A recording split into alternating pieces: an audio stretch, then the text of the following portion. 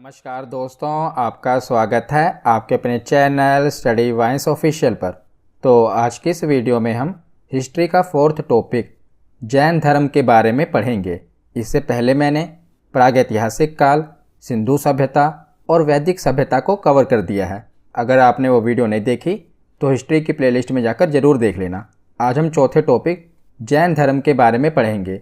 वैसे तो हमें वैदिक सभ्यता के बाद महाजनपद काल के बारे में पढ़ना था, पर जो महाजनपद काल है ये टॉपिक काफ़ी बड़ा है, इसीलिए पहले हम जैन धर्म और बौद्ध धर्म को कवर कर लेंगे। इसके बाद हम महाजनपद काल के बारे में पढ़ेंगे।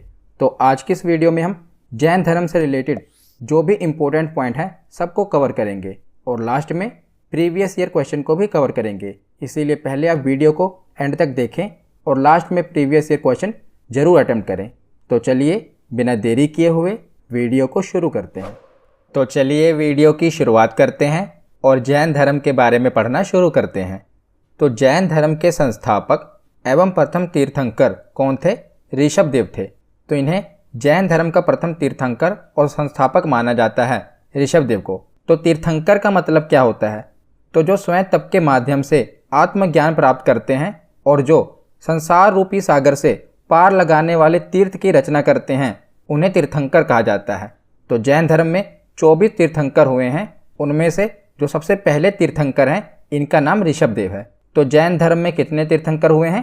कुल 24 तीर्थंकर हुए हैं। तो क्या आपको 24 के 24 पढ़ने हैं? नहीं, आपको ये 3 याद रखने हैं। एक तो पहले जो जैन धर्म के संस्थापक हैं ऋषभदेव, जिनका प्रतीक चिन्ह कौन सा है? कई बार आपसे एग्जाम में प्रतीक चिन्ह पूछ लिया जाता है कि ऋषभदेव जी का प्रतीक चिन्ह कौन सा है, तो सांड, ये ऋषभदेव का प्रतीक चिन्ह है। और 23वें तीर्थंकर कौन थे? पार्श्वनाथ। पार्श्वनाथ जी का प्रतीक चिन्ह कौन सा है? सर्प का फन, यानी कि सांप का फन। और 24वें जिन्हें वास्तविक संस्थापक माना जाता है जैन धर्म का, वे थे महावीर स्वामी।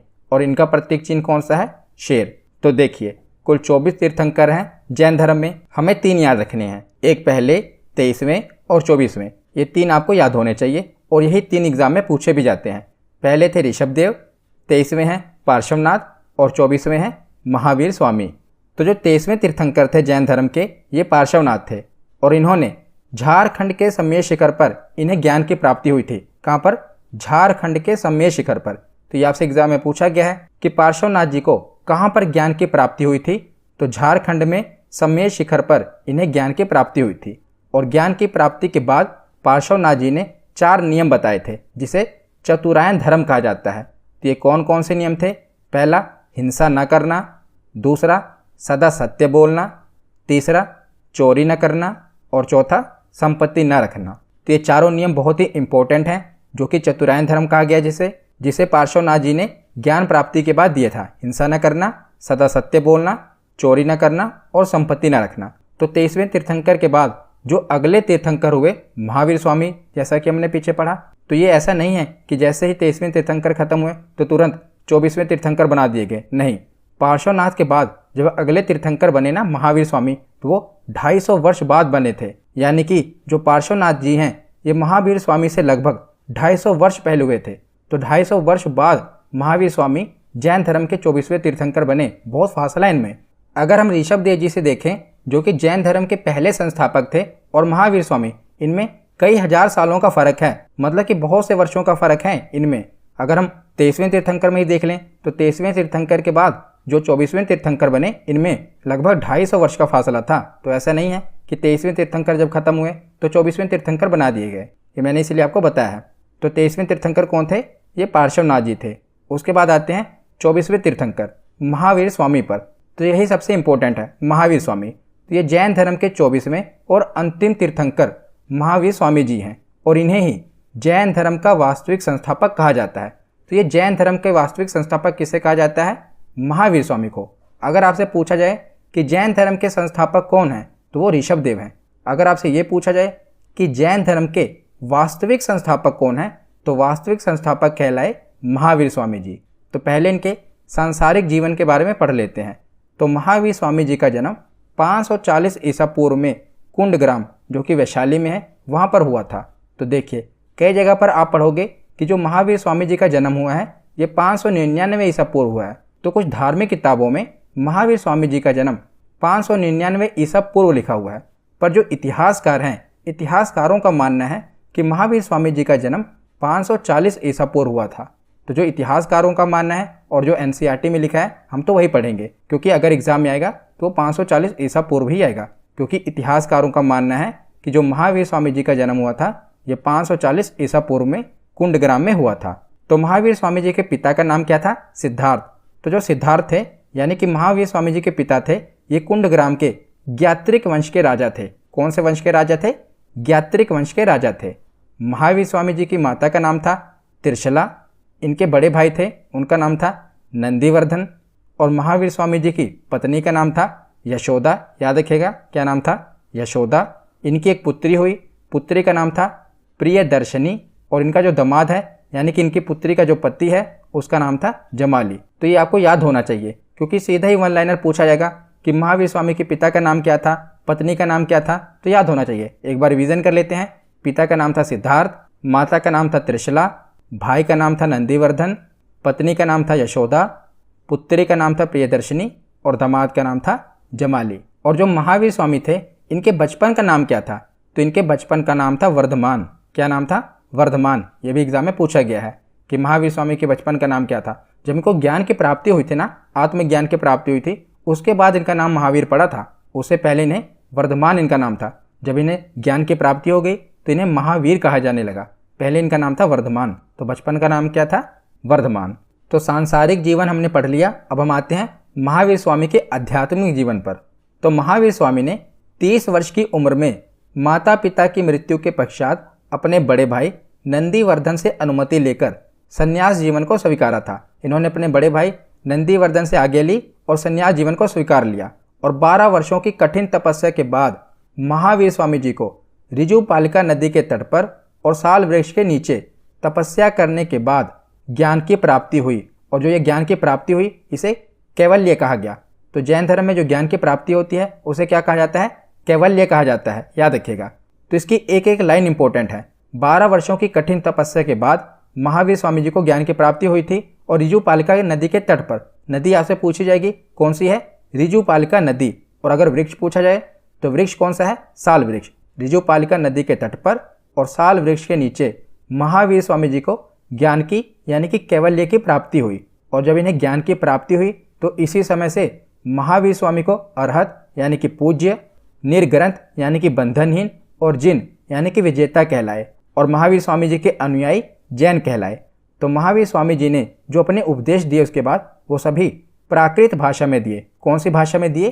प्राकृत भाषा में दिए। और इन्होंने अपना पहला उपदेश राजगीर में दिया, जिसे राजगृह भी कहते हैं, और अंतिम उपदेश पावापुरी में दिया।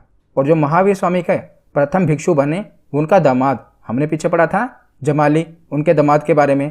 तो महावीर स्वामी जी का पहला भिक्षु कौन बना? इन्हीं का दामाद जमाली बना। याद रखिएगा। उसके बाद देखते हैं कि जब महावीर स्वामी जी को ज्ञान की प्राप्ति हो गई यानी कि कैवल्य की प्राप्ति हो गई तो इन्होंने कुल 5 नियम बताए, जिसे पंचायन धर्म कहा गया। हमने पीछे पढ़ा था कि जब पार्श्वनाथ जी को ज्ञान की प्राप्ति हुई थी तो उन्होंने 4 धर्म बताए थे, जिसे चतुरायन कहा गया। उसी में इन्होंने एक और ऐड कर दिया, ब्रह्मचर्य। बाकी के 4 नियम वही हैं, बस एक और ऐड कर दिया गया, ब्रह्मचर्य। पहला हिंसा ना करना, दूसरा है सदा सत्य बोलना, तीसरा है चोरी ना करना, और चौथा है संपत्ति ना रखना। ये तो हमने पीछे भी पढ़ा, पर इसमें एक और ऐड कर दिया गया, ब्रह्मचर्य। तो ये 5 नियम महावीर स्वामी जी ने बताए। और महावीर स्वामी जी ने त्रिरत्न दिए, जिसे कहा गया सम्यक दर्शन, सम्यक ज्ञान और सम्यक आचरण। तो ये त्रिरत्न महावीर स्वामी जी ने दिए हैं। ये आपसे एग्जाम में पूछे गए हैं। सम्यक यानी कि प्योर। तो अगर मैं आपको बताऊं सम्यक दर्शन में क्या है, तो सम्यक दर्शन में इन्होंने बताया कि जितने भी जैन तीर्थंकर हैं इनके द्वारा बताए गए सभी मार्गों को आपको पूर्ण विश्वास करना है और उनके रास्तों पर चलना है। सम्यक ज्ञान क्या है?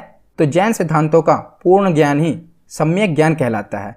और सम्यक आचरण क्या है? कि अच्छे कर्मों को अपनाना है तथा बुरे कर्मों को त्याग देना है। तो ये महावीर स्वामी द्वारा त्रिरत्न दिए गए, सम्यक दर्शन, सम्यक ज्ञान और सम्यक आचरण। तो जो ये जैन धर्म है इसमें ईश्वर की मान्यता नहीं है, बल्कि आत्मा की मान्यता है।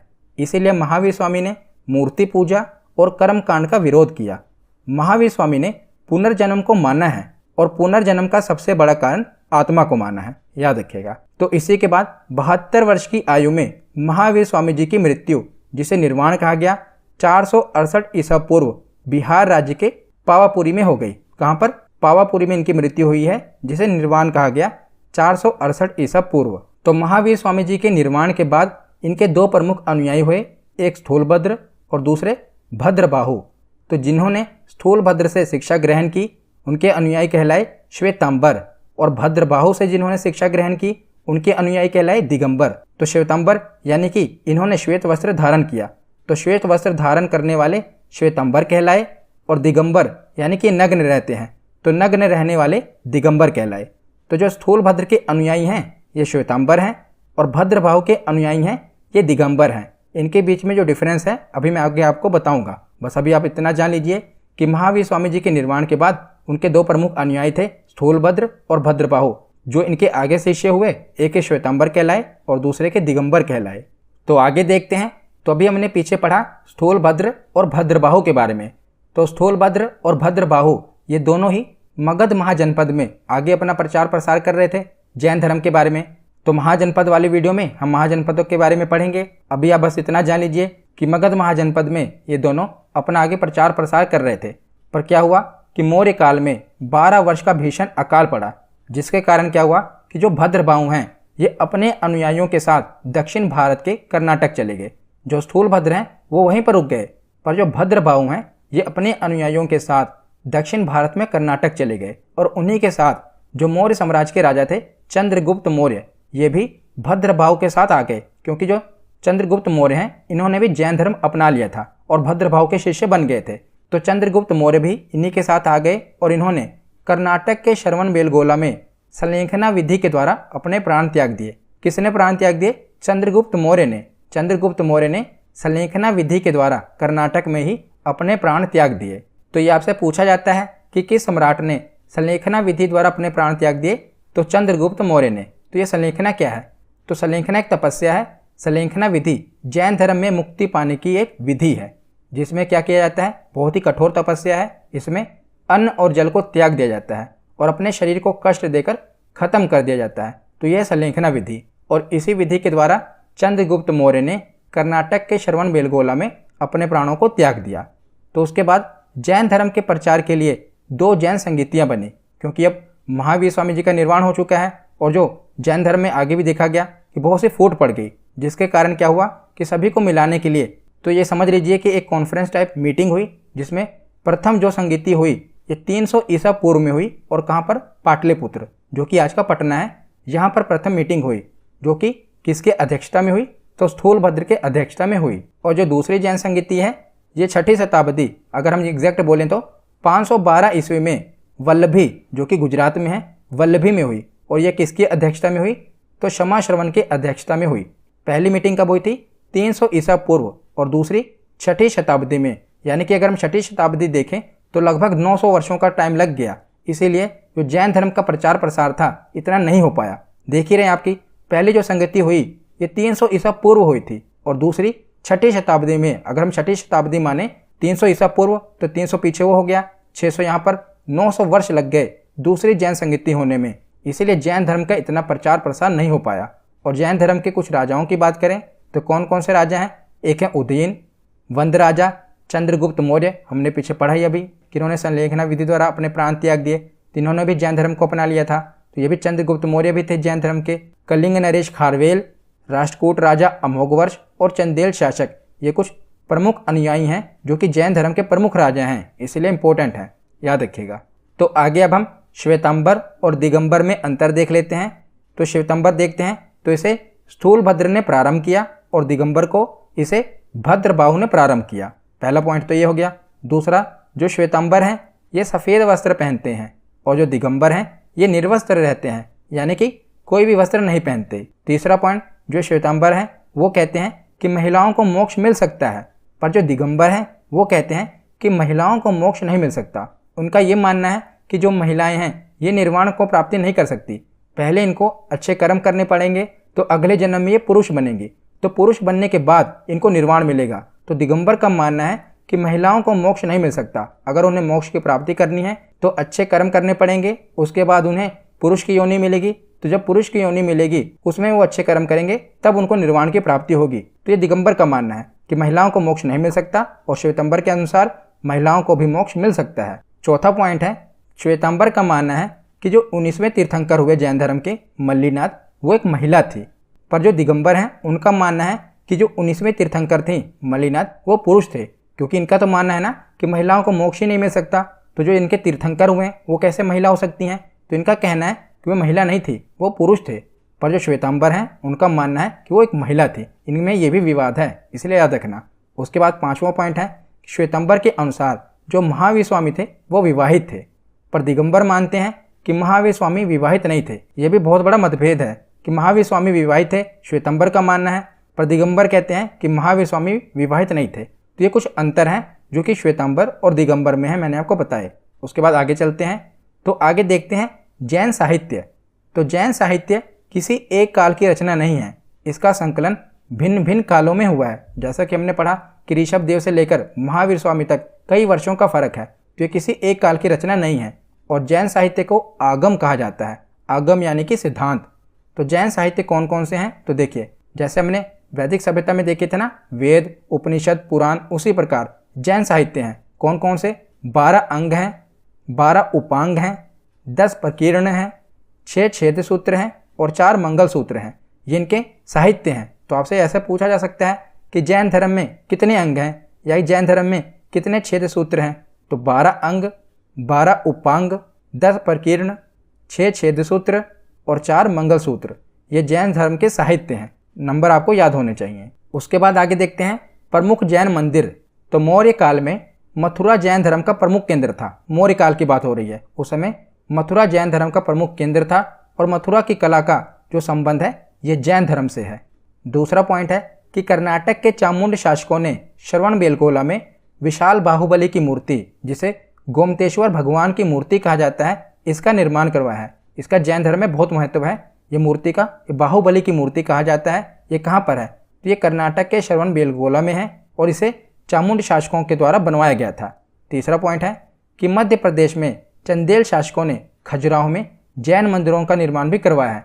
तो जो खजुराहो के मंदिर हैं इसमें जैन मंदिर भी हैं, बुद्ध मंदिर भी हैं और हिंदू मंदिर भी हैं। तो खजुराहो में जैन मंदिरों का निर्माण चंदेल शासकों ने करवाया था। ये कहाँ पर है? मध्य प्रदेश में है। और चौथा पॉइंट है कि राजस्थान के माउंट आबू में दिलवाड़ा के प्रसिद्ध जैन मंदिर है। तो ये कई बार एग्जाम में पूछा गया है, वेरी वेरी इंपॉर्टेंट, कि दिलवाड़ा के प्रसिद्ध जैन मंदिर कहाँ पर हैं। तो ये राजस्थान के माउंट आबू में स्थित है। तो यहाँ पर हमारा थ्योरी सेक्शन कंप्लीट होता है। अब हम प्रीवियस ईयर क्वेश्चन देखते हैं। तो पहला प्रश्न है कि जैन परंपरा के अनुसार जैन धर्म में कुल कितने तीर्थंकर हुए हैं। तो कुल कितने तीर्थंकर हुए हैं? तो इसका सही जवाब क्या होगा? ऑप्शन सी, 24 तीर्थंकर हुए हैं। अगला प्रश्न है कि जैन परंपरा के अनुसार महावीर स्वामी कौन से तीर्थंकर थे। तो महावीर स्वामी आखिरी तीर्थंकर थे। ऑप्शन डी, 24वें तीर्थंकर थे। अगला प्रश्न है कि जैन धर्म में पूर्ण ज्ञान के लिए क्या शब्द प्रयोग किया गया है। तो जब पूर्ण ज्ञान मिल जाता है, आत्मज्ञान हो जाता है, उसे क्या कहते हैं? कैवल्य। ऑप्शन सी इसका सही जवाब होगा। अगला प्रश्न है कि भगवान महावीर स्वामी का प्रथम शिष्य कौन था। तो उन्हीं का दामाद था जमाली। ऑप्शन ए इसका सही जवाब होगा। अगला प्रश्न है कि निम्नलिखित में से किस नगर में प्रथम बौद्ध संगीति सभा आयोजित की गई थी। तो ये ऑप्शन सी, पाटलिपुत्र में आयोजित की गई थी। अगला प्रश्न है कि भारत के किस भाग में जैन धर्म का दिलवाड़ा मंदिर स्थित है। तो बताइए किस भाग में जैन धर्म का दिलवाड़ा मंदिर स्थित है। तो इसका सही जवाब होगा ऑप्शन डी, माउंट आबू। अगला प्रश्न है कि महावीर स्वामी जी का जन्म कहाँ हुआ था। तो महावीर स्वामी जी का जन्म कुंडग्राम में हुआ था। ऑप्शन ए इसका सही जवाब है। अगला प्रश्न है कि जियो और जीने दो, ये किसने कहा। तो ये भी महावीर स्वामी जी के वाक्य हैं, जियो और जीने दो। अगला प्रश्न है कि श्रवणबेलगोला ये कहाँ पर स्थित है। तो यहीं पर चंद्रगुप्त मौर्य ने संलेखना विधि द्वारा अपने प्राण त्यागे थे और यहीं पर भगवान गोमतेश्वर की मूर्ति है। तो ये कहाँ पर है? कर्नाटक में है। ऑप्शन ए इसका सही जवाब होगा। अगला प्रश्न है कि महावीर स्वामी जी की माता कौन थी। तो महावीर स्वामी जी की माता का नाम है त्रिशला। ऑप्शन सी इसका सही जवाब होगा। अगला प्रश्न है कि जैन धर्म के संस्थापक कौन है। ध्यान से सुनिएगा, यहाँ पर क्या लिखा हुआ है? जैन धर्म के संस्थापक कौन है। तो ये हैं ऋषभ देव। ऑप्शन डी इसका सही जवाब होगा। अगर ये प्रश्न होता कि जैन धर्म के वास्तविक संस्थापक कौन थे, तो है महावीर स्वामी। पर अगर पूछा जाए कि जैन धर्म के संस्थापक कौन थे, तो वो पहले तीर्थंकर होंगे ऋषभ देव। ऑप्शन डी इसका सही जवाब है। अगला प्रश्न है ज्ञान प्राप्ति से पूर्व महावीर जी का नाम क्या था। तो ज्ञान प्राप्ति से पूर्व इनका नाम था वर्धमान, और जब इनको ज्ञान की प्राप्ति हुई तो इनका नाम पड़ गया महावीर। पहले क्या था? वर्धमान। तो ऑप्शन सी इसका सही जवाब होगा। तो आज की ये वीडियो यहीं पर ख़त्म होती है। कैसी लगी ये वीडियो कमेंट